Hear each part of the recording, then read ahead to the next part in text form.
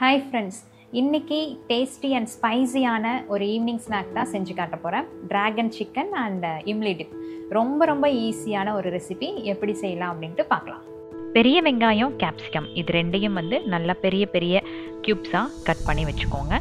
இதுக்கு மைதா மாவு, கொஞ்சம் சாசஸ், எக், சிக்கன் கொஞ்சம் பெரிய சைஸில் செலக்ட் பண்ணி எடுத்துக்கோங்க. ரொம்ப ஈஸியான ரெசிபி.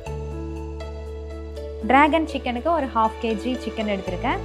இப்போ அதுக்கான இன்க்ரீடியன்ட்ஸ் எல்லாம் ஆட் பண்ணிவிட்டு ஒரு 1/2 hour நல்லா ஊற வச்சிட்டோம் அப்படின்னா ஃப்ரை பண்ணும்போது அந்த மசாலாலாம் பிடிச்சி நல்லா டேஸ்டியாக இருக்கும்.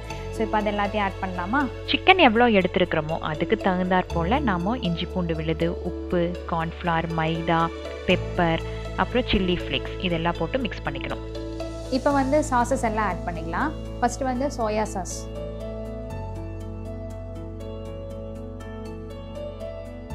அடடா சோயா சாஸ் ஸ்பில் ஆயிடுச்சு. பட் கவலையே வேண்டாம், ஏன்னா சர்ஃப் எக்ஸல் உள்ளே சோயா சாஸ் ஸ்ட்ரெயின் வெளியே.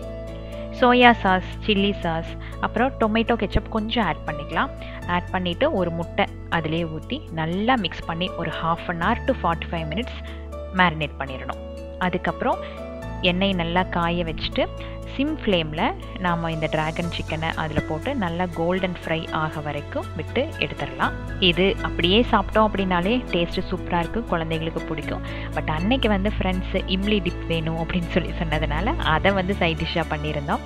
அதுக்கு ஒரு கைப்பிடி அளவுக்கு புளி எடுத்து ஒரு 1/2 hour நல்லா ஊற வச்சு அதை ஒரு வடைச்சட்டியில் வடிச்சுக்கோங்க. இதுக்கு தேவையான அளவு வெல்லம், அதுதான் ரொம்ப முக்கியம்.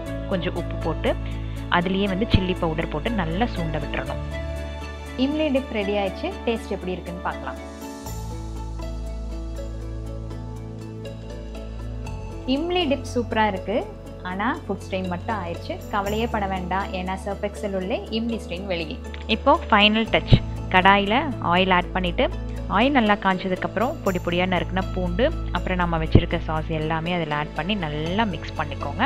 அது கூட நம்ம கட் பண்ணி வச்சுருந்தோம் இல்லையா, அந்த ஆனியன் அப்புறம் கேப்சிகம் ரெண்டையும் அந்த க்ரன்ச்னஸ் மாறாமல் லைட்டாக சாட்டே பண்ணிவிட்டு கொஞ்சம் தண்ணி ஊற்றி கொதிக்க விட்டுருங்க.